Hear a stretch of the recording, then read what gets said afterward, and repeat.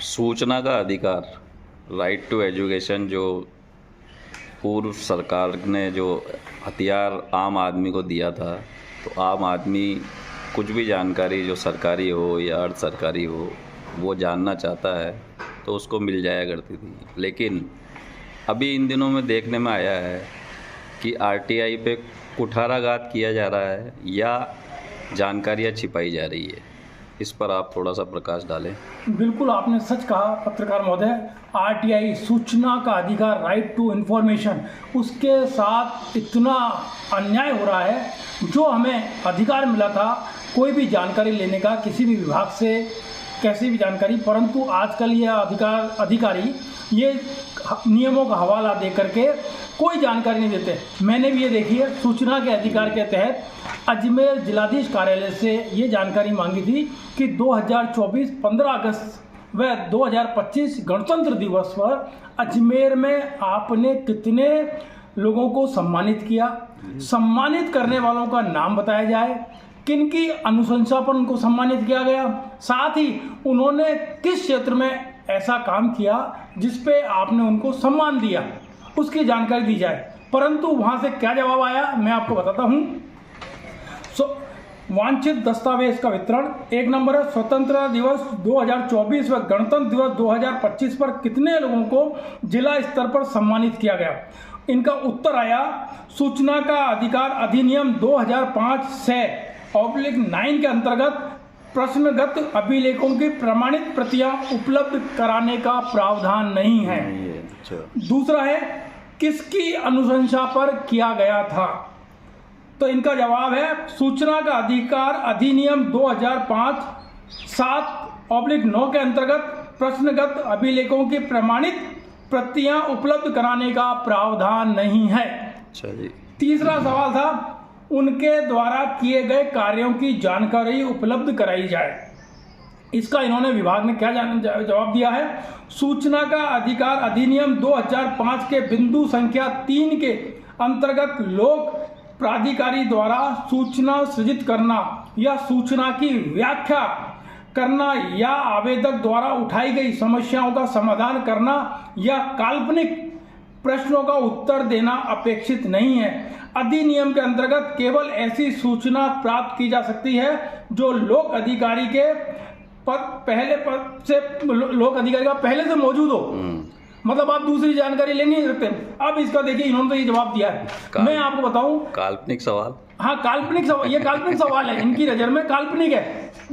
अब मैं आपको बताऊं, जब कांग्रेस शासन था मैंने सूचना के अधिकार के तहत जानकारी मांगी कि 22, 23 और के अंदर किस किस को सम्मानित किया। पूरा 16 पेज का लेटर आया मेरे पास, उसका मैंने 32 रुपये वहाँ राजकोष में जमा कराया।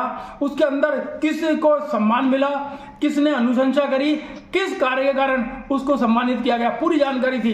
परंतु इन लोगों ने जानकारी बिल्कुल नहीं दी। अब आप पहले स्वतंत्रता दिवस और 26 जनवरी के दिन सम्मान मिलना बहुत बड़ी बात होती थी। गिनती के 5, 7, 10 लोगों को सम्मान मिलता था। अब तो आप लंबी देर 50 जने, 100 जने, 80 जनों के सम्मान मिल रहा है। इन्होंने एक रेवड़िया बना दी है, इसको सम्मान की पूरी गरिमा गिरा दी है। तो मैं प्रशासन से यही मांग करता हूं कि मेरे आरटीआई पर मैं वापस लगाऊंगा एक और, कि साहब मुझे तो ये बताया जाए किस किस को सम्मान दिया आपने, किस नियम के तहत दिया, और इन्होंने कौन से समाज में या राजनीतिक क्षेत्र में या जो भी क्षेत्र है उसमें इनकी क्या उपलब्धि थी जो इनको इतना बड़ा सम्मान। क्योंकि स्वतंत्रता दिवस 26 जनवरी पर जिला स्तरीय सम्मान जिले का सबसे बड़ा सम्मान होता है, जिसमें मंत्री जी सम्मानित करते हैं, कलेक्टर महोदय सम्मानित करते हैं। तो उसके बारे में मैंने जानकारी मांगी तो इनको देनी चाहिए, परंतु इन्होंने नहीं दी। मैं प्रथम अपीली अधिकारी के यहाँ अपील करूंगा। शासन प्रशासन, आप जैसे जो कानूनविद और जानकारी के पूरे आप जानकार हैं, आपके साथ नियमों का गालमेल करके, तिकड़मबाजी करके जानकारियाँ नहीं दे सकते हैं, तो एक आम आदमी जानकारियाँ कैसे जुटाएगा। मान्यवर, आम आदमी तो भूल जावे अजमेर के अंदर कि उसको कभी न्याय मिलेगा या उसके अधिकारों की कोई रक्षा होगी, वो अपनी आवाज़ उठाएगा। कई उदाहरण देख लीजिए, मैं रोज उदाहरण दे रहा हूँ। वकील समुदाय अगर पुरुषोत्तम जी के साथ नहीं होता तो उनको न्याय नहीं मिलता। सर्राफ संघ के व्यापारी के साथ सर्राफ संघ वाले नहीं होते तो उसको न्याय नहीं मिलता।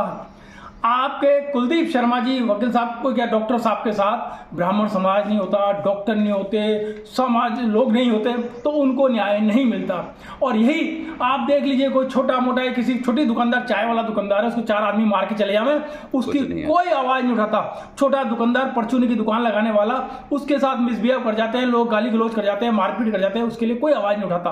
परंतु आज अजमेर के अंदर आपके पास संगठन है, आपके पीछे समाज का हाथ है, या आप संगठित हो, या आपके समाज ऐसा हो, आपकी जाति ऐसी हो, आप मार्शल कॉम में हो, या आपके पीछे कोई संगठन मजबूत होगा, तो आप अपने अधिकारों को लड़ लोगे, आपको अधिकार न्याय मिल जाएगा। परंतु दूसरी, अगर आप कमज़ोर हैं, पैसे वाले नहीं हैं, तो आप उम्मीद बिल्कुल ना करें।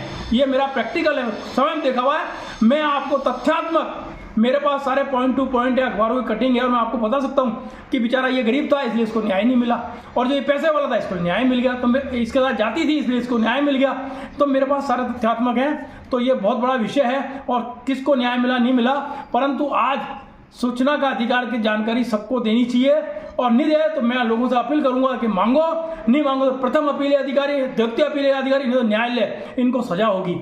और आगे आगे हुई है, और आगे आगे परेशान हुए हैं, रोज़ मुझको लेटर भी भेजते हैं, मगर होता है, और मैं मांगूंगा, मैं छोड़ूंगा नहीं। आज आपने बहुत ही महत्वपूर्ण बात उठाई है, जो जनता से जुड़ी हुई है और जनता को राहत देने वाली भी है। आने वाले समय में शासन प्रशासन इस ओर ध्यान देगा, ऐसी अपेक्षा रखते हैं। आपका नाम? शैलेश गुप्ता। धन्यवाद।